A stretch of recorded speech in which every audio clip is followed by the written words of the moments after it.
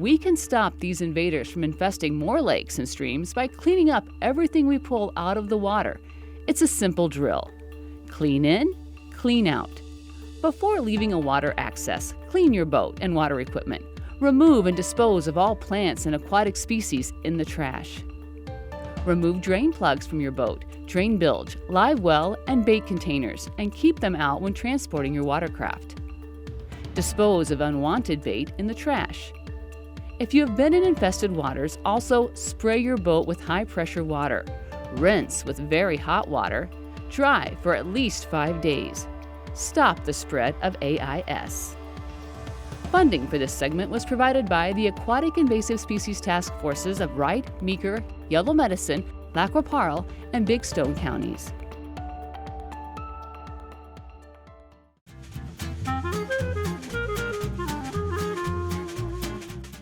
Which is native to Minnesota and which is the invader?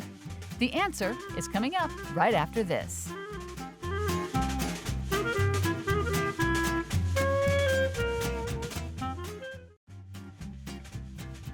Which is native to Minnesota and which is the invader? The invader is Asian clam. How do we tell invasive Asian clams from native freshwater mussels? The invasive clams are symmetrical in shape. Native mussels are asymmetrical. Asian clam shells have rigid concentric rings and grow up to 2 inches. Native mussels are larger. Why are invasive Asian clams a problem? They can filter out nutrients that native aquatic species need, and the invasive clams may block drainage or water systems. Where are Asian clams found? Currently, they are found in regions of eastern Minnesota.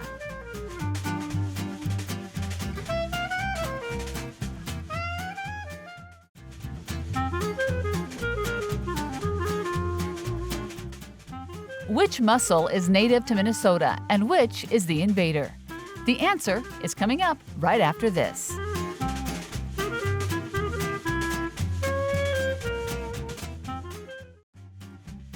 Which mussel is native to Minnesota and which is the invader? The invader is quagga mussel. How do we tell the invasive from the native mussel? Quaggas have a wide range of colors and striping. Their shells form an S shape when closed. Quagga mussels range from 1/8 to 2 inches. Native freshwater mussels grow significantly larger. Why are quagga mussels a problem? Quaggas can interrupt the natural food chain for native aquatic species, degrade fish habitat, and clog water intakes. Where are they found? The invasive mussels are often found attached to submerged objects like rocks, boats, and docks. They may inhabit deeper water than zebra mussels.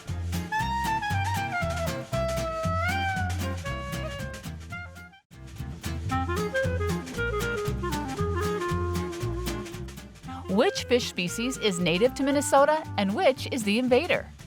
The answer is coming up right after this.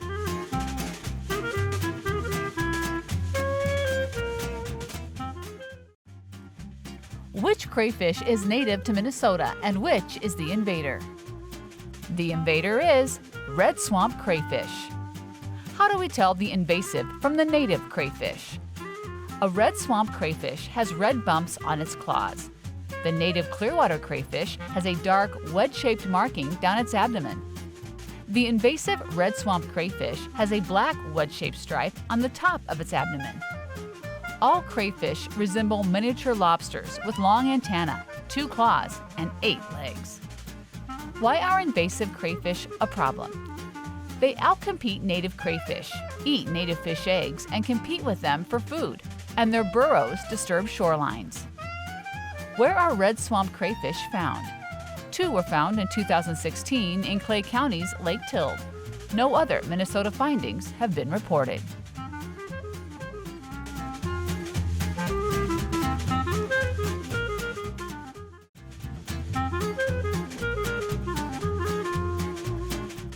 Which fish species is native to Minnesota and which is the invader? The answer is coming up right after this.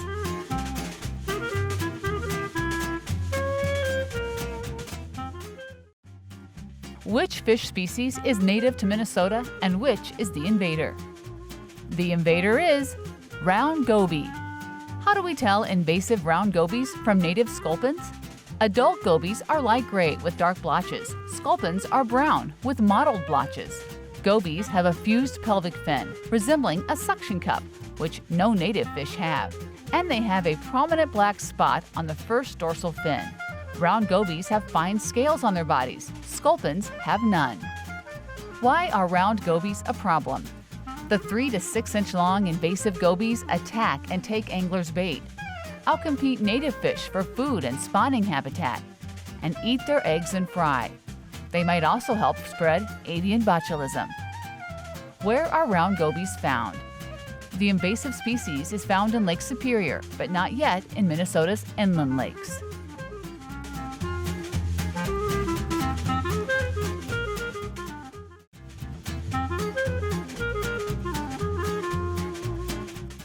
Which fish species is native to Minnesota and which is the invader? The answer is coming up right after this.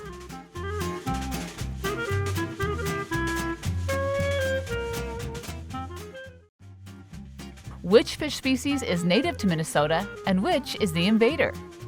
The invader is the ruff. How do we tell an invasive ruff from a yellow perch? The ruff's back is olive to gold brown. The yellow perch is green on top with 6 to 9 stripes down its yellow sides. Unlike the perch, the ruff's dorsal fins are fused and have dark spots. The ruff's mouth does not extend past the front of the eye, unlike the perch's mouth, which does. The ruff has sharp spines on the gill cover. Yellow perch grow larger than ruffs, which are typically less than 6 inches long. Why are invasive ruffs a problem? Ruffs feed on the young of walleyes, yellow perch, and other native fish and compete with them for food. Where are ruffs found? They are found in Lake Superior, but not yet in Minnesota inland lakes.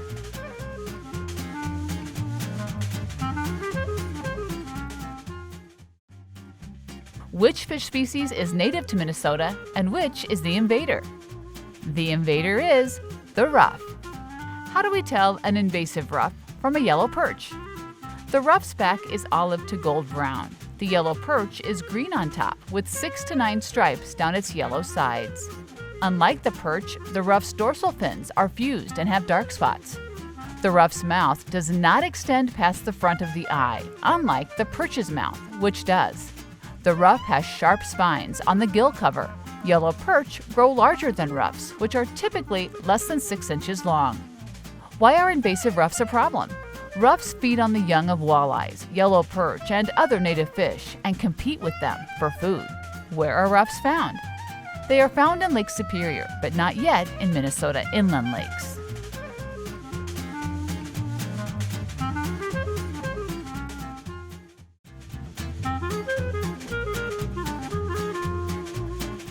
Which crayfish is native to Minnesota and which is the invader?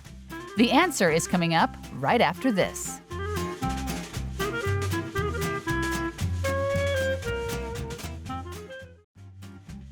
Which crayfish is native to Minnesota and which is the invader? The invader is rusty crayfish. How do we tell the invasive rusty from the native calico crayfish? Rusty crayfish have red spots on the sides of its carapace. Calico do not. Rusty crayfish claws form an oval when closed. Calico claws have a distinctive notch in their pinchers. Rusty crayfish grow up to 5 inches long. Calicos grow to only 3.5 inches. Why are rusty crayfish a problem? They destroy aquatic plant beds and displace native crayfish. Invasive crayfish breed with native and replace the population with hybrids. Rusty crayfish consume fish eggs and compete with fish for prey. Where are they found? Rusty crayfish are often found in shallow, 2 to 3 feet deep water on a variety of bottoms.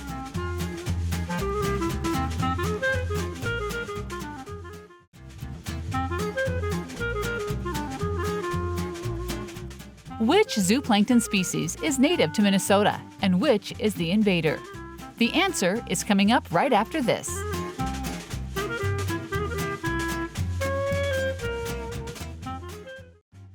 Which zooplankton species is native to Minnesota and which is the invader? The invader is spiny water flea. How do we tell the invasive from the native zooplankton? Spiny water fleas are opaque in color. Native zooplankton are clear. Invasive zooplankton have long, spiny tails with up to 4 pairs of barbs and distinctive black eye spots. Females may have bulbous chambers on their backs. Spiny water fleas range from 1/4 to 5/8 of an inch long. Why are spiny water fleas a problem? They prey on native zooplankton, which are an important food source for native fish. And because of their spiny tails, invasive water fleas are difficult for native fish to eat. Where are invasive zooplankton found? Most often in gelatinous clumps on fishing lines and equipment or suspended in water columns. In Minnesota, they are primarily found in the northeast and north-central regions.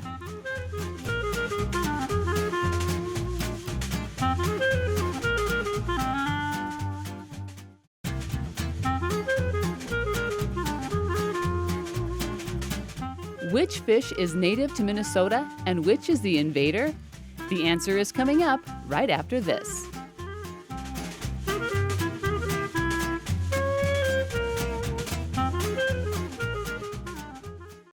Which fish is native to Minnesota and which is the invader? The invader is B, bighead carp. How do we tell invasive carp from the native gizzard shad? The bighead carp is dark gray with black blotches on its back and sides, while the gizzard shad is silver to white with a distinguishing shoulder spot. Bighead carp's eyes are set low and point downward. The shad's eyes are set high. The average size of a bighead carp caught in Minnesota is nearly 40 inches. Gizzard shad grow only to 8 to 12 inches long. Why are invasive carp a problem? They compete for plankton with native mussels and fish. Bighead carp prefer turbulent, nutrient-rich rivers. While there are no known established populations in Minnesota, individuals have been caught here.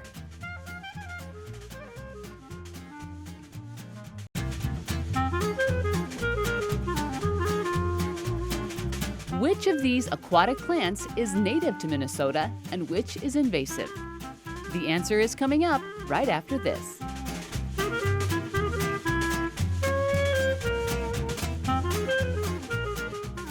Which of these aquatic plants is native to Minnesota and which is invasive? The invader is A, curly-leaf pondweed. How do we tell the invasive from the native pondweed? Native clasping leaf pondweed leaves are wide and wavy. They don't have distinct teeth like curly-leaf pondweed. The leaves of native pondweed clasp around the stem. The invasive plant's leaves do not.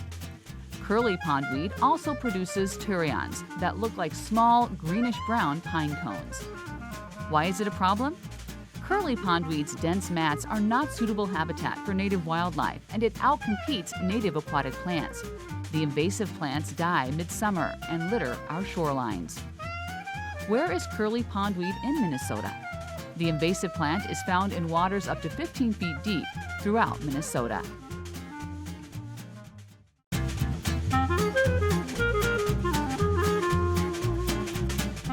Which of these aquatic plants is native to Minnesota and which is invasive? The answer is coming up right after this.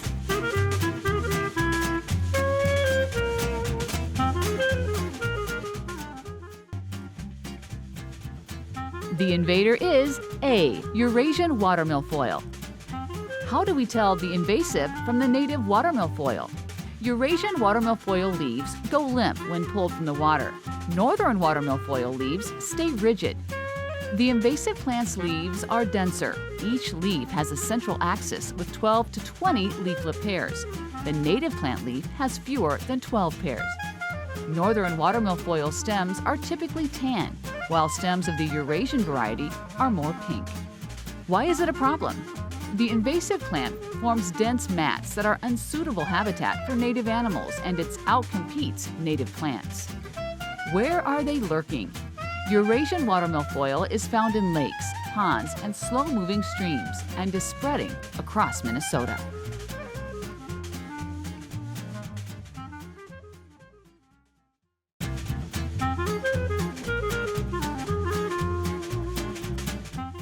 Which snail is native to Minnesota and which is invasive? The answer is coming up right after this.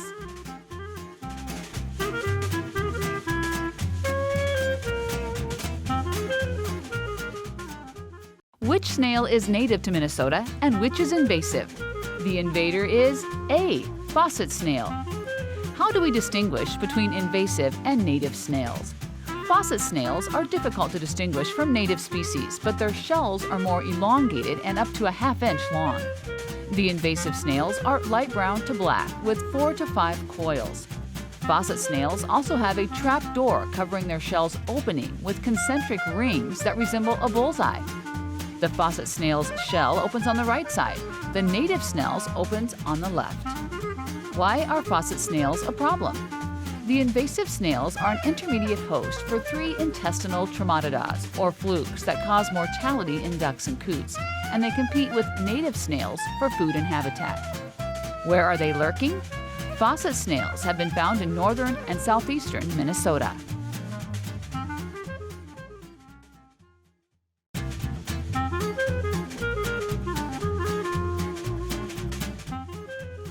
Which fish is native to Minnesota and which is the invader? The answer is coming up right after this.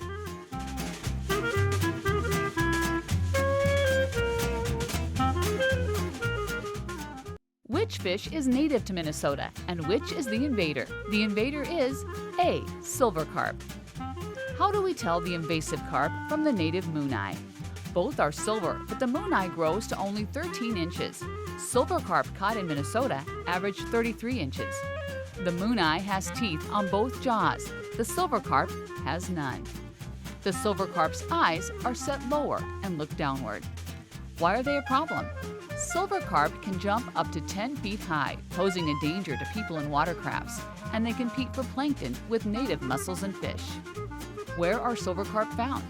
In Minnesota, there are no known established populations, but individuals have been caught here.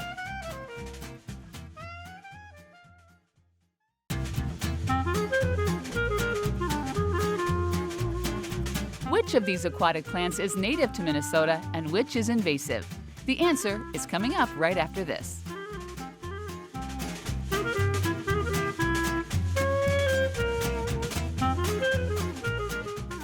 Which of these aquatic plants is native to Minnesota and which is invasive? The invader is B. Starry stonewort. How do we tell the invasive from the native stonewort? Native Nutella stonewort branchlets have forked tips of equal length.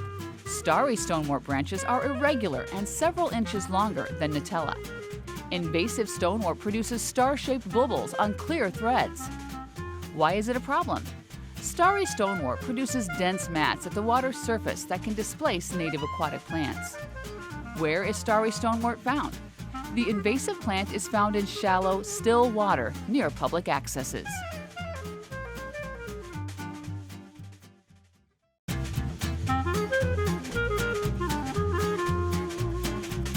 Which of these aquatic species are native to Minnesota and which are the invaders? The answer is coming up right after this.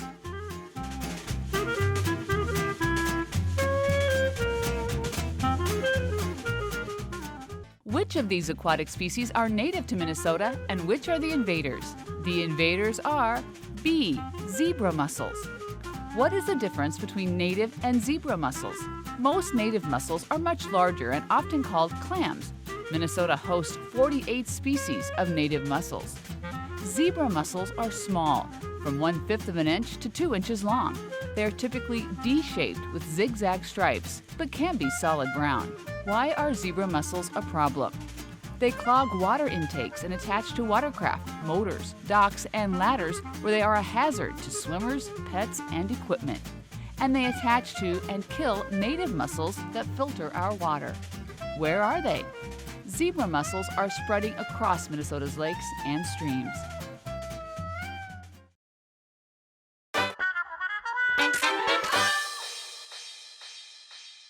Stopping the spread of aquatic invasive hitchhikers takes a village. The DNR, county task forces, watershed districts, law enforcement, and lake associations.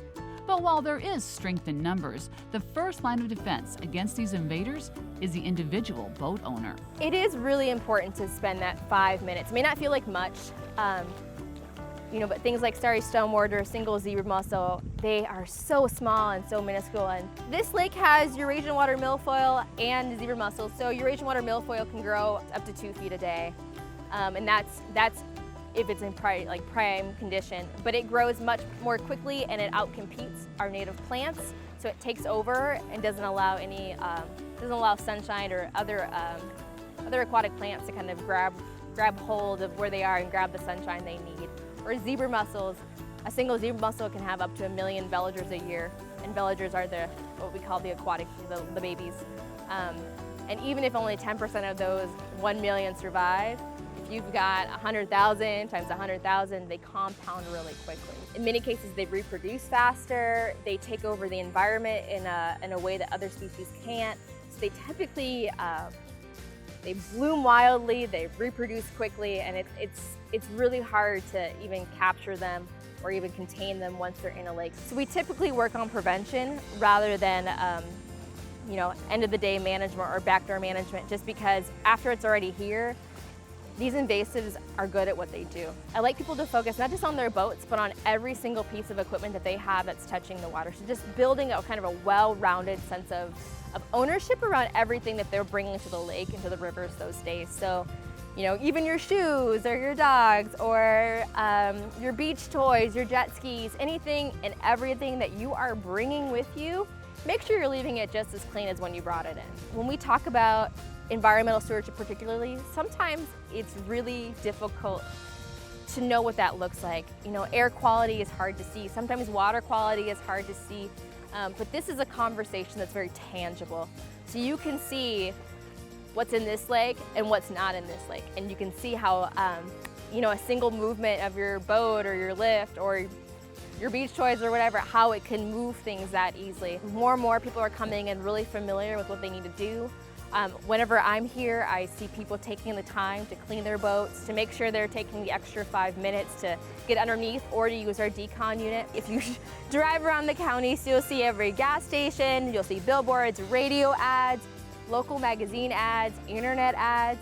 You'll see local leadership talking about what needs to happen in terms of cleaning, draining, and drying your boat and all water-related equipment. People are becoming more and more aware of just how easy it is to spread these things, and they're taking proactive measures to prevent spread. Boaters, before leaving a water access, remember to clean your boat and water equipment. Remove and dispose of all plants and aquatic species in the trash. Remove drain plugs from your boat, drain bilge, live well, and bait containers. Dispose of unwanted bait in the trash. If you have been in infested waters, also spray your boat with high-pressure water. Rinse with very hot water and dry for at least 5 days. Stop the spread of AIS. Funding for this segment has been provided by the Aquatic Invasive Species Task Forces of Big Stone, Lac-qui-Parle, Yellow Medicine, Kandiyohi, Meeker, and Wright counties.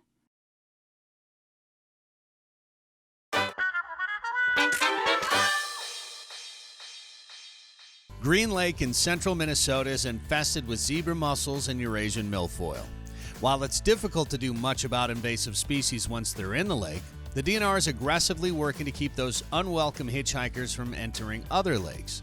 So at the Lakes Public Access in Spicer, watercraft inspectors are on hand checking and decontaminating boats every day, 6 a.m. to 8 p.m., from fishing opener until late fall. Inspector Jabran Mustafa and Josh Mansky check boats both before and after they enter the lake.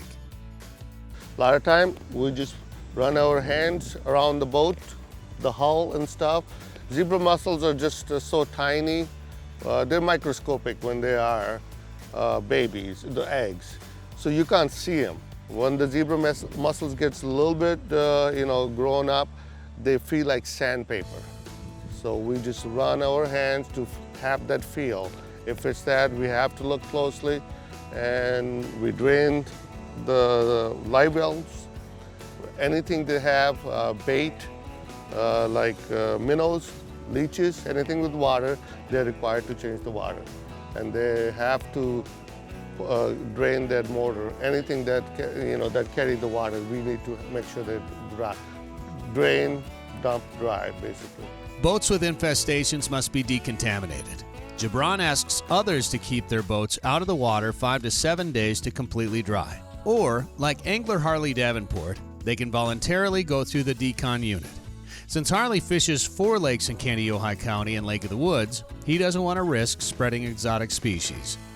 When you fish, when we're talking about the local area like this and you fish multiple lakes like that, how important is it to keep AIS or invasive species in mind?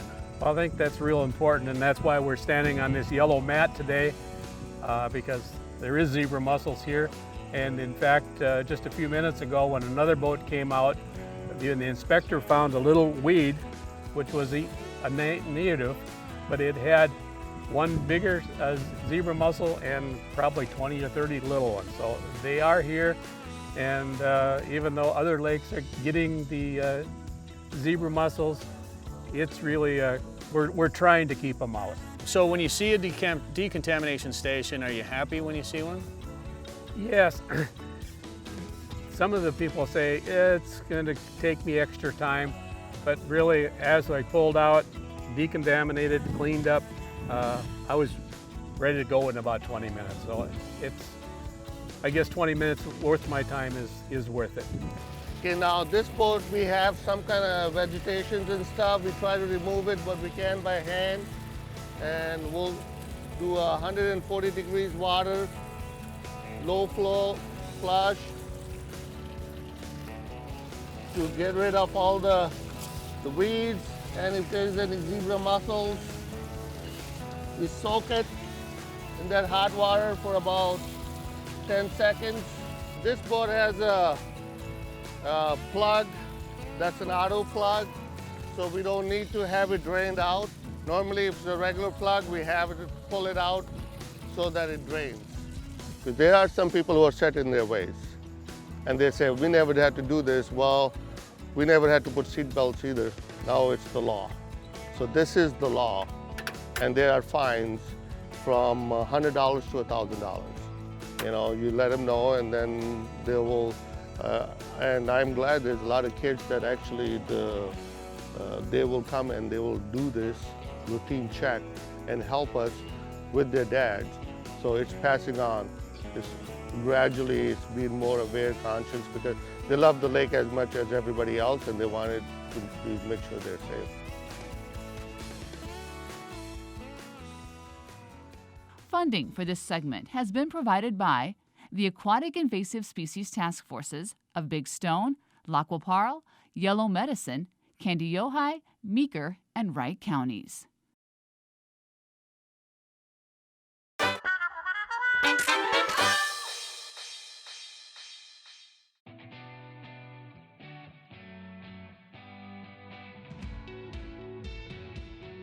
So fishermen aren't the only ones that have to be aware of AIS and AIS regulations. Duck hunters should think about that too, shouldn't they? Yeah, they should. Duck hunters specifically spend a lot of time in our bodies of water, whether they're infested or not, a lot of time with the vegetation, and definitely move around between different bodies of water, which makes it increasingly important to check for AIS. So when they take their boat out of the water, what should they do? The first thing you want to do when you take the boat out is you just want to visually walk around and inspect the boat. You're looking for any type of plant, animal, mud, anything hanging onto the boat or the trailer that could harbor AIS or be an aquatic invasive species itself. Anything you see, you just want to remove and make sure that you're taking it off and leaving it at the same water that you got it from. After that, you'd want to drain the boat. Anywhere that there could be water inside, you want to pull the drain plug. Make sure you leave it out when you're transporting. After that, you would want to dry the boat before going to another location if you could. If not, just make sure that you're really inspecting it well to make sure there's nothing on there. You could take a towel, wipe it down. If you're not going to another location, giving it about 5 days to dry would be a good amount of time. Any particular places you think are trouble spots on a boat or a trailer that we should look for? Yeah, you definitely want to look around the motor. A lot of aquatic vegetation can get caught up in the propeller. As far as your equipment goes, if you're looking at decoys, decoy lines could take some vegetation getting caught up on there. Anywhere that you've got water storage inside, you want to make sure that that's completely drained out. A lot of AIS are so small that you can't even see them with your eye, and they can live in water for multiple days, more than 5 days.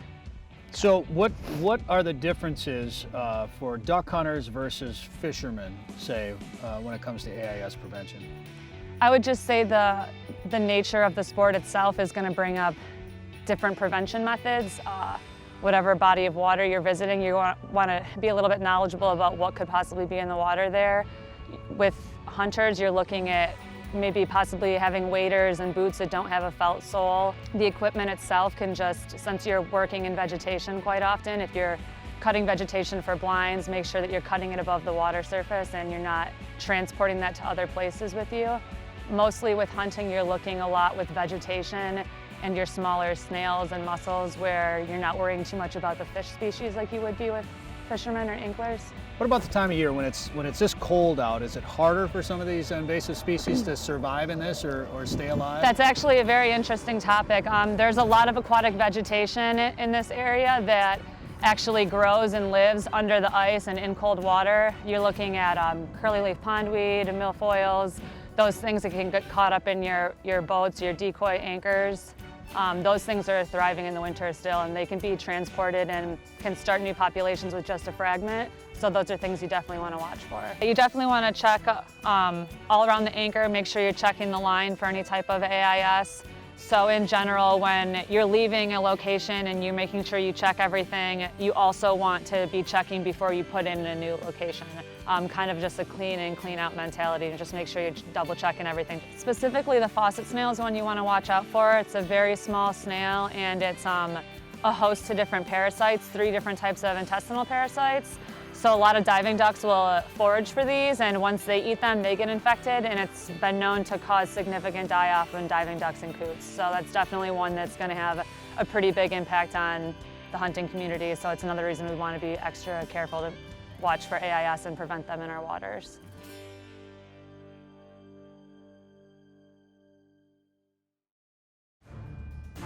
Watch out for the aqua invaders. These innocent-looking plants and fish might be handsome and flashy, but they're choking habitats in the land of sky-blue waters. Whether we invited them here or they hitchhiked in, we're out to identify these aquatic invasive species and stop their spread.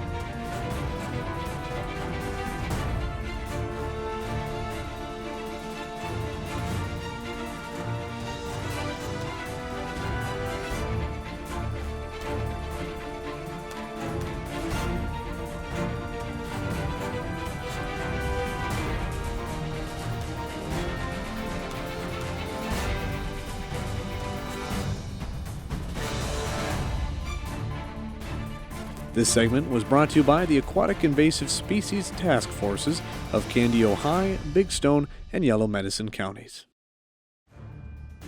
Watch out for the aqua invaders. These innocent-looking plants and fish might be handsome and flashy, but they're choking habitats in the land of sky-blue waters. Whether we invited them here or they hitchhiked in, we're out to identify these aquatic invasive species and stop their spread.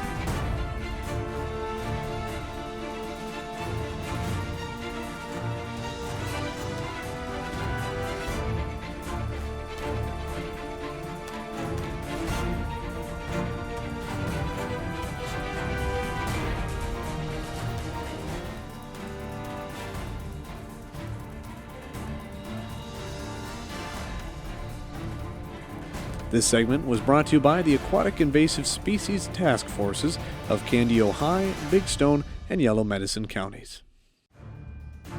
Watch out for the aqua invaders. These innocent-looking plants and fish might be handsome and flashy, but they're choking habitats in the land of sky blue waters.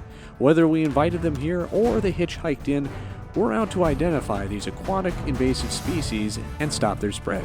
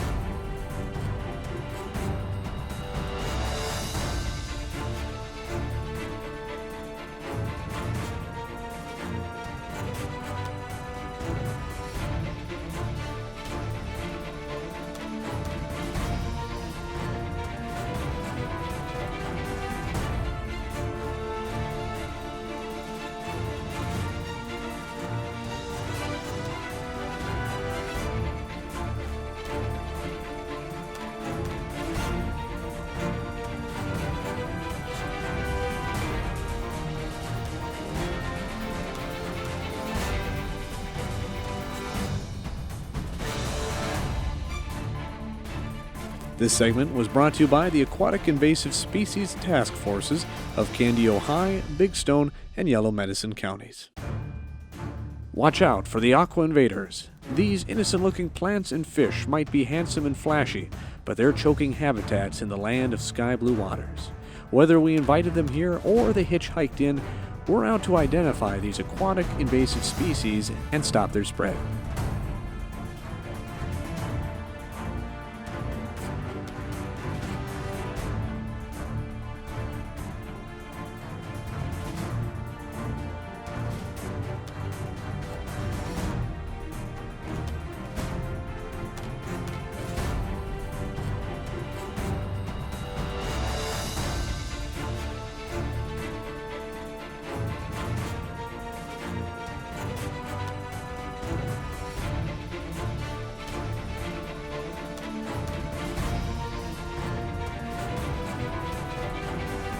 This segment was brought to you by the Aquatic Invasive Species Task Forces of Candio High, Big Stone, and Yellow Medicine counties.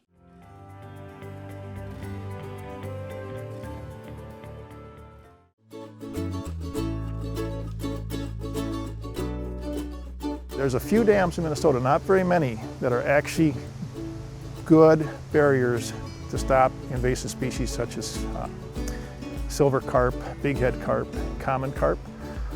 Most low-head dams do not stop those species, but they stop all kinds of good species. So you have a dam, for example, the one that was here, would stop probably 15, 20 good species from being able to migrate upstream.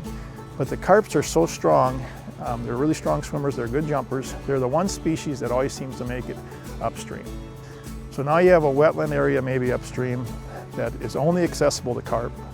They get up there, there's no competition from other species, and carp tend to explode and have really good reproductive success. And then they're also really good at moving back downstream. So now we have a perfect scenario to actually benefit an invasive species such as carp. The way I look at it, either all fish can get through or no fish.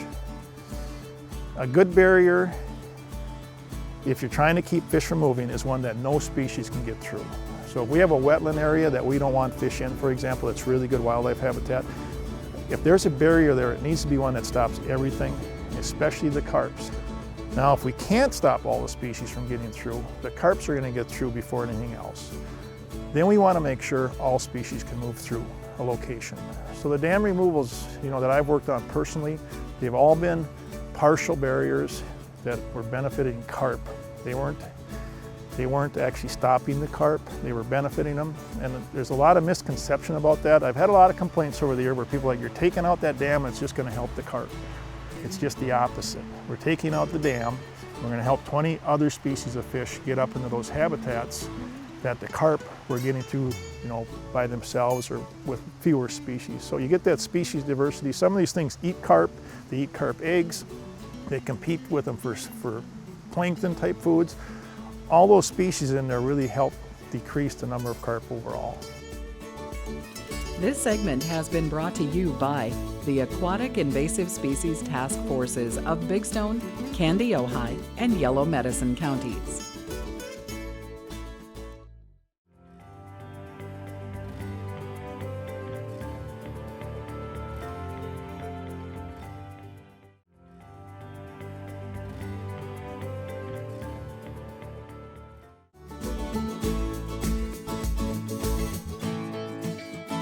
My name is Stephanie Felt. I'm the Aquatic Invasive Species Coordinator for the Candy, Ojai County Task Force.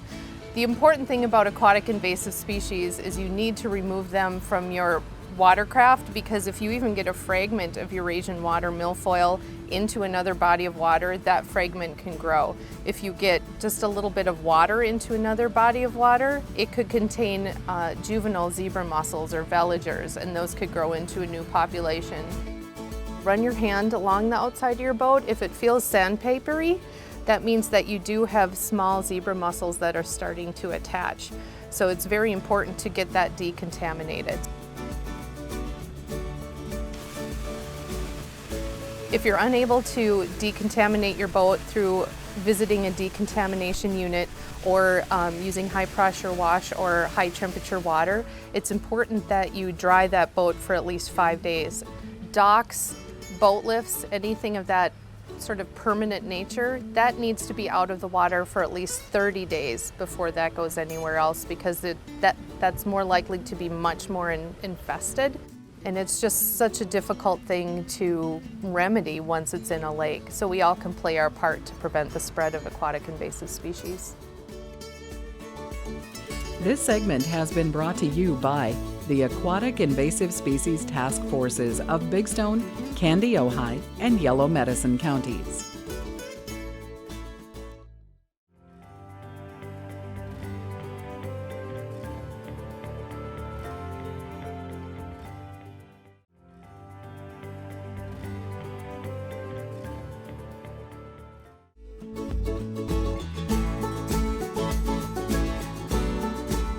Hi, my name is Matt Dwelly. I'm a watercraft inspector with the Minnesota DNR, and we're here today at White Bear Lake to help stop the spread of aquatic invasive species. Here in White Bear Lake, we have zebra mussels and Eurasian water milfoil for aquatic invasive species. This is a decontamination unit. The whole thing is called the decontamination station. What we use this for is if any boats are coming off of the lake and let's say a boat's going to another lake and we don't want them to spread any zebra mussels or Eurasian water milfoil. This low flow hose does a great job at just killing all the zebra mussels. But we use hot water, usually around 140, 150 degrees. And we also, with this low flow hose, will use this to put inside like live wells and flush out live wells. And then we also will attach these motor muffs and we'll flush out the motor with some warm water as well. The low flow hose will kill the zebra mussels, but it won't take the zebra mussels off of the boat or watercraft. But the spray gun will shoot the zebra mussels and take them off of the watercraft. Fishermen, recreational boat users, anyone who has watercraft on the lake, the key points to remember are to clean, drain, and dispose. This segment has been brought to you by the Aquatic Invasive Species Task Forces of Big Stone, Candy, Ojai, and Yellow Medicine counties.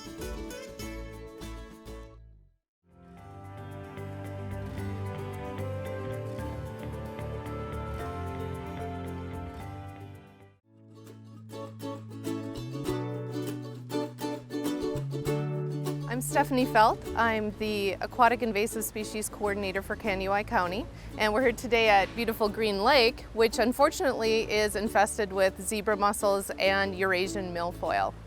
Fishermen, recreational boat users, anyone who has watercraft on the lake, the key points to remember are to clean, drain, and dispose. So number one, clean, that means when you pull your watercraft off of the lake, make sure you're looking for weeds, zebra mussels, any kind of vegetation that you can just pull off of the boat, get off of the motor, check your trailer thoroughly, because even a fragment of a plant can start a new infestation. It doesn't need to be the whole plant, just a little piece of it can grow in a new body of water.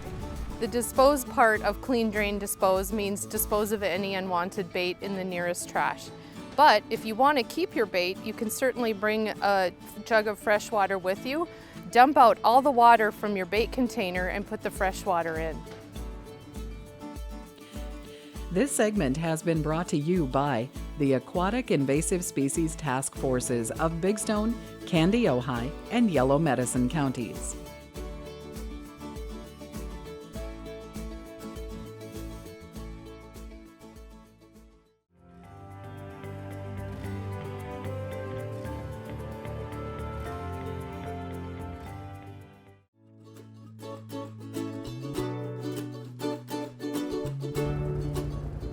Swan Lake is unique because of its size, 10,000 acres, and because it is a shallow lake which has vegetation growing from the bottom all the way to the surface. This unique combination provides food sources for a lot of wildlife species, waterfowl particularly. This is the water control structure which allows us to manage the water levels in the lake as well as keeping undesirable fish from getting into the lake. Primarily we're trying to keep common carp out of the lake. They cause a lot of damage in the nature of how they feed by stirring up bottom sediments and creating cloudy water conditions. And those cloudy water conditions choke out the sunlight and don't allow the plants that the entire food chain depends on to survive. And so what you end up with is a lake that is clear of any vegetation and very, very cloudy, and that does not provide good habitat for any wildlife. Fishermen, recreational boat users, anyone who has watercraft on the lake, the key points to remember are to clean, drain, and dispose.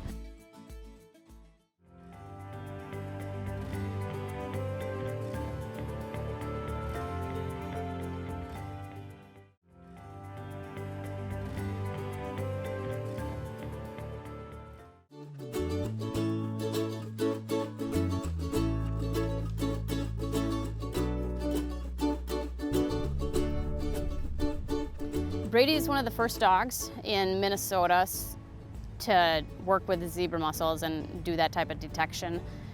He and I work a lot of public accesses and check stations doing detection work. He sniffs out zebra mussels, and what we're doing is running them around boats and trailers, and once he finds zebra mussels, he's trained to sit, and he's sitting because he knows he found something that results in him getting his ball. Everything has a unique odor, but dogs can smell everything a lot better than we can. The dogs are there to prevent the spread. So if he finds zebra mussels that I couldn't find, that's great. We decontaminate that boat and send them on their way. They're not a ticket writing tool, it's a use to prevent the spread of zebra mussels. Fishermen, recreational boat users, anyone who has watercraft on the lake, the key points to remember are to clean, drain, and dispose. This segment has been brought to you by the Aquatic Invasive Species Task Forces of Big Stone, Candy, Ojai, and Yellow Medicine counties.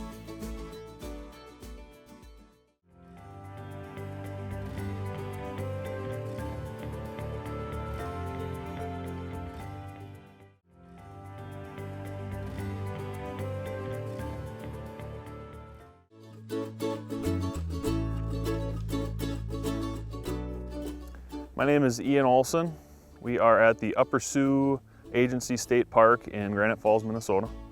We are in Yellow Medicine County, which is in the southwest Minnesota. The river behind me is the Minnesota River. Currently, there are possible problems with zebra mussels and Asian carp. 2 Asian carp individuals were found in New Ulm in the Minnesota River, about an hour drive from here. They have a potential to travel upstream and reach the Yellow Medicine area and establish a population. There is a problem with their ability to jump because it could cause injury to recreational boaters and fishermen on the waters. And they are filter feeders, so they can outcompete the native filter feeders and fish larvae. The closest known population of zebra mussels are in Lacaparro, about 40 miles north of here. The best ways to prevent the spread of aquatic invasive species is through clean, drain, dispose. Those 3 steps are the best steps that you can follow to make sure that you don't spread invasive species. Cleaning off weeds, any zebra mussels that you see, feeling to make sure that there's none on the hull that are stuck, and making sure your drain plug's pulled, live wells emptied, any water that you have standing in your boat is left at the water body that you're at, and by disposing any live bait into the trash. This segment has been brought to you by the Aquatic Invasive Species Task Forces of Big Stone, Candy, Ojai, and Yellow Medicine counties.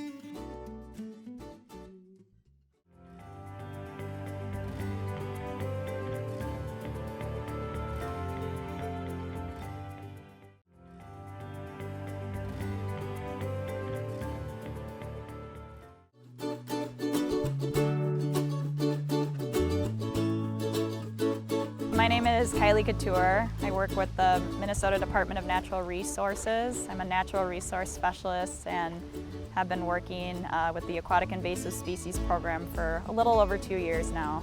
I am here out on White Bear Lake. It's partially in Ramsey County, also Washington County. And we're out here today to talk about some of the invasive species that are in this lake. One in particular is Eurasian water milfoil. It's a submersed plant, so it grows underneath the water. It's been here since about the late 1980s, and Eurasian water milfoil typically has anywhere from 12 to 21 leaflets. You can see here the leaves themselves are pretty delicate and they don't hold their shape.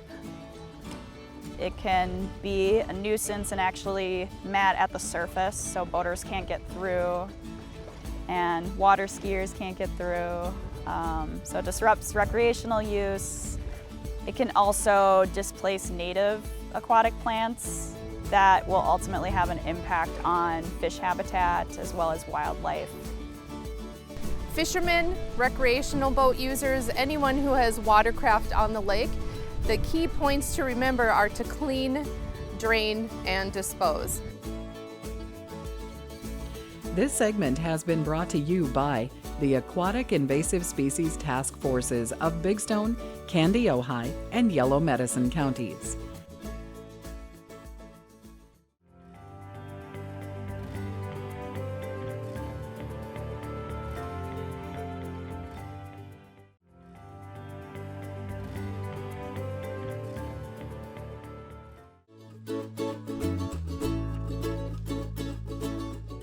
My name is Mark Granweller from the Minnesota DNR.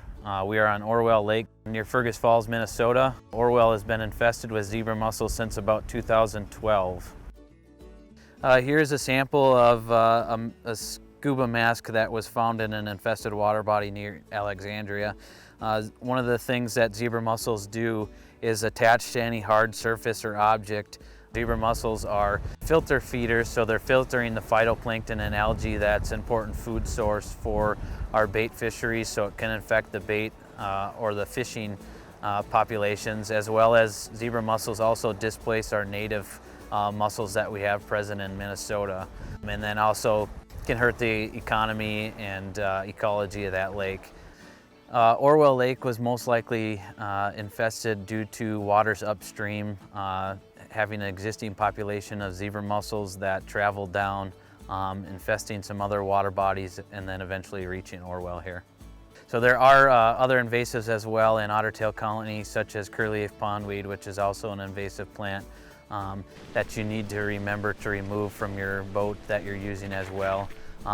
But by law, you need to remove any aquatic vegetation from your boat or trailer equipment. People that are using Orwell Lake or other designated infested water bodies should remember to clean, drain, dry, and dispose of bait properly prior to leaving or recreating in another water body. This segment has been brought to you by the Aquatic Invasive Species Task Forces of Big Stone, Candy, Ojai, and Yellow Medicine counties.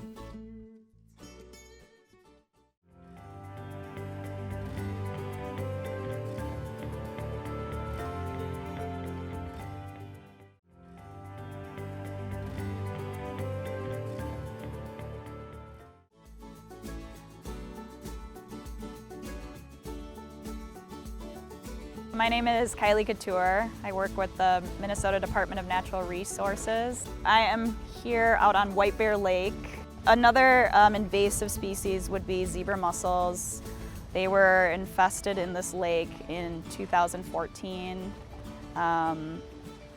We have been monitoring their population growth over the past 2 years and have noticed that they've increase exponentially within the past 2 seasons. They'll basically attach to anything and everything that they can get a hold on, and so this obviously can affect people that want to swim, that might potentially cut their feet or grab onto the ladder next to their dock. In terms of ecological impacts, they will attach to native mussels and basically choke them out. Native mussels are filter feeders similar to zebra mussels, and they're a really good indicator of water quality. And so we actually use them kind of as an indirect way to show how clear or how healthy our water systems are. If there's a lot of native mussels and there's a large diversity of native mussels, that typically means you have high water quality. Fishermen, recreational boat users, anyone who has watercraft on the lake, the key points to remember are to clean, drain, and dispose. This segment has been brought to you by the Aquatic Invasive Species Task Forces of Big Stone, Candy, Ojai, and Yellow Medicine counties.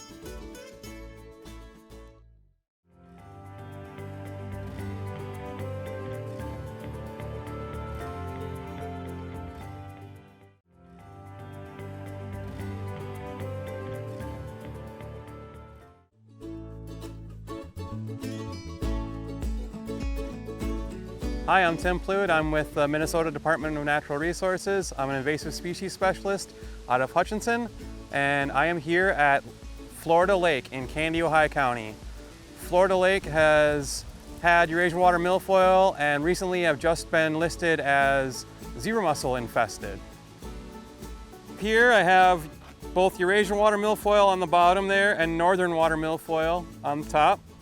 The invasive Eurasian water milfoil does not have any of the predators, pathogens, or parasites to keep it in check or in balance. So it'll outcompete native vegetation and create monotypic dense stands or beds.